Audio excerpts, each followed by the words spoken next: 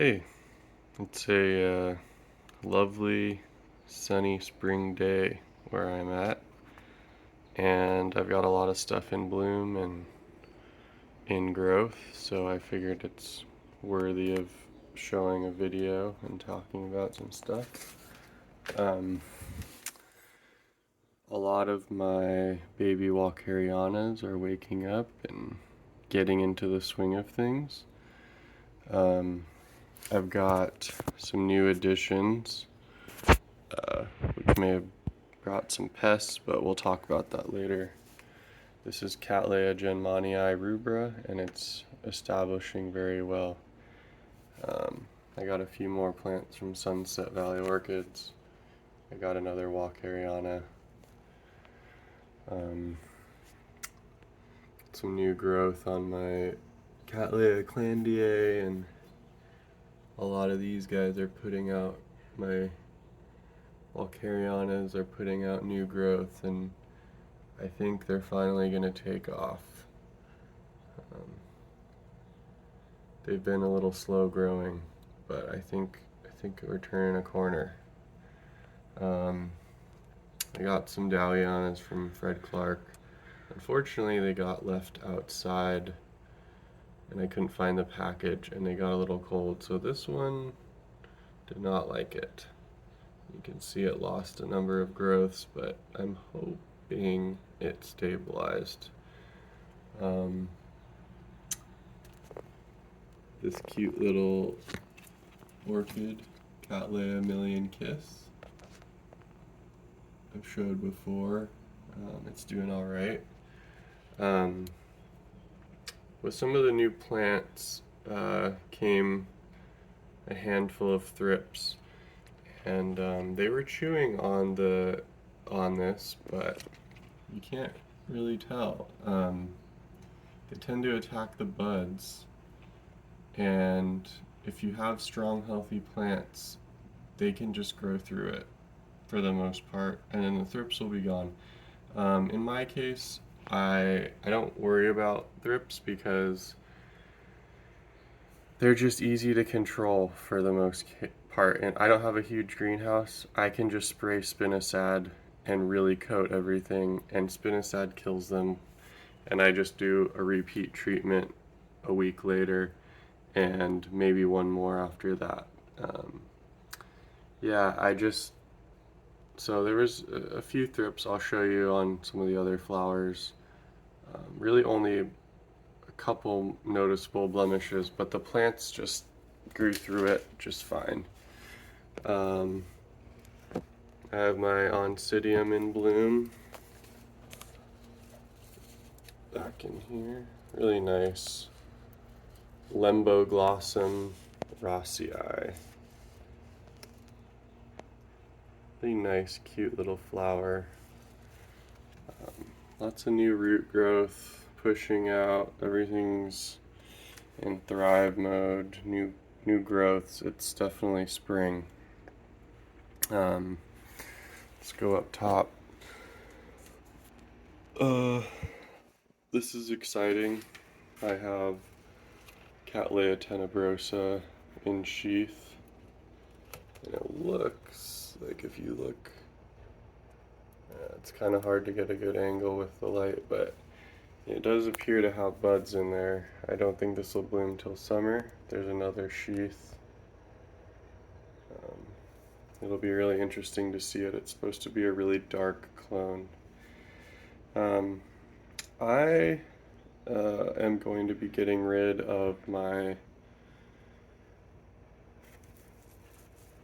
Cattleya tigrinas. They just get too damn big. I can't keep up with these guys. And there's so many other plants that are more applicable. So let me know if you want, if the shipping is reasonable, you live in the US, if you want a tetraploid tigrina from Fred Clark, let me know. We can work out a deal. They're very healthy here. They're honestly invasive. The roots grow in their own pot, and they grow in everyone else's pots. I'm just kind of sick of them.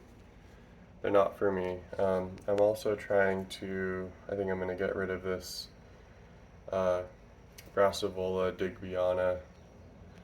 So this is an H&R orchid by way of Fred Clark. It didn't bloom for me. It's been pretty healthy. They're just very slow growing. And I don't know. I'm just not wowed by it. Uh, I think I think other people have talked about, made videos on, and have mentioned that Brassivola glauca is is more compact and more floriferous. And so if I ever dabble back that way, I'm definitely going to go for finding some good genetics. Yeah, everything else is growing well. Made a little video on repotting Cattleya mossiae. She was down below, and now she's been graduated up here in a new pot. Got a new growth. You never know. I don't think so, and I don't want to get my hopes up, but maybe she'll bloom. Go back here. Look at that giant growth on this guy. This might grow taller than the damn enclosure, so I need to get rid of these tigrina. This one I have to get rid of locally. It's just too damn big to ship. I have a nice big new growth on my Cattleya triani, and this is a tetraploid, so I'm pretty excited about this. This growth also got attacked by thrips, but they moved on. Yeah, so let's talk about what we have in bloom. That's what everyone wants to see anyway. Oh, actually, I want to talk about this. Just repotted this Cattleya triumphans, and just look at how well it's reestablishing. You know, this is why you don't cut old roots. Look at where that green new root tip is coming from. It's not focusing very well, sorry. But that is a dead, withered tip of a root, and it still can sprout. Look at this old brown root that got snapped. Again, it's putting out, oh, why is this so bad at focus? Anyway, it's just putting out new root tips from that, and that is honestly why I try to not really bother orchids that much, because they have a lot more vigor than people realize if you know how to bring it out of them. So, but I had to readjust this. This is the amazing, needs no introduction, Cattleya walkeriana. And this is a tetraploid from Fred Clark at Sunset Valley Orchids. I believe it to be a true walkeriana, not one of the ones with Cattleya giesii introgression. I really think that look at how good that flower looks. These are just super high quality flowers. I'm so lucky and happy that I got such a vigorous grower. Like, you can see it's probably about 5 inches, 4.8 inches, and I just love this lip. It just has such a cool color to it, and such a cool sheen, and it's just not fully captured, but it's just when you look at it in person, it's just got such depth. I think that this flower is probably the better looking one.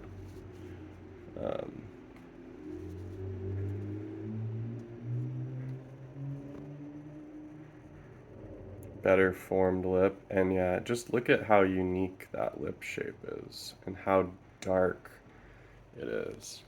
It's just, and my whole condo from about 3 a.m. in the morning till midday just smells absolutely incredible. And I got 2 more coming, 2 more blooms, so this is going to be in bloom for at least a month straight. So it's just, look at that. Look at how well formed that is. Look at how perfect the sepals are. How rich that lip is. How smooth it is. Like, just, it's just an amazing orchid. I love these things, and I can't wait. I think I'm gonna get a few more bloomers this fall. And last but not least is my Cattleya mossiae. And talk about huge flowers. This is damn near 7 inches across. I think it's 6.5 or something, and almost 7 inches tall. And this is blooming on 1, 2, 3, 4, with 4 flowers. I feel like I've really been, I'm just in a good place with culture and consistency, and when you get to that place, you get a lot of flowers.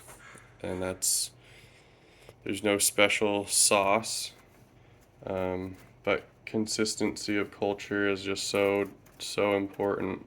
You can't, the orchids can withstand a lot of different kinds of stress as long as they can depend on the underlying cultural and environmental fundamentals.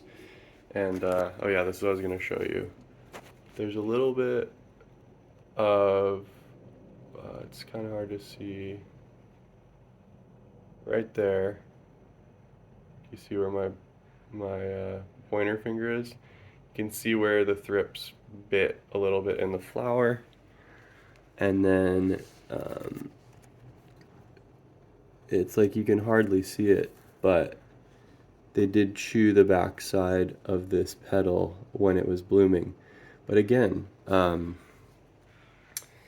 these flowers and plants are so healthy that like the thrips just couldn't feed. And I know you've seen thrips where when they bite the petals, like they get a brown spot, viruses or bacterial disease. But if your plants have a good healthy microbiome, they have adequate levels of calcium and micronutrients, and you're giving them silica, they're just so hard.